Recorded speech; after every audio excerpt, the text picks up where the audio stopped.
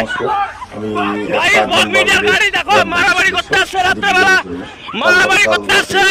সেই জন্য আমি গালাগালাজ করছি, মানে বাড়িতে ধাক্কাধাক্কি করছিল অনেক সময়, জানলা দরজায় ভাঙচুর।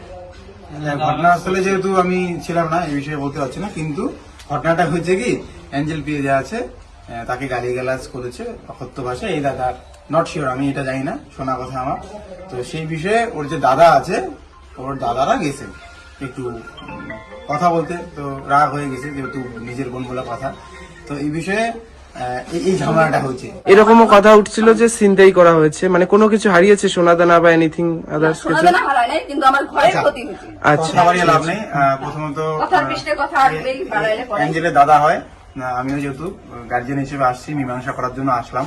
আর মীমাংসা করে মানুষের সাথে মিশতে ভালোবাসি, এনারাও ভালো মানুষ। হ্যাঁ, রাগের মাথায় অনেক কিছু হয়েছে, সবটা মিটিয়ে এখন সুন্দরভাবে যাতে ওনারাও থাকে, আমার সুসম্পর্ক বজায় রাখবো।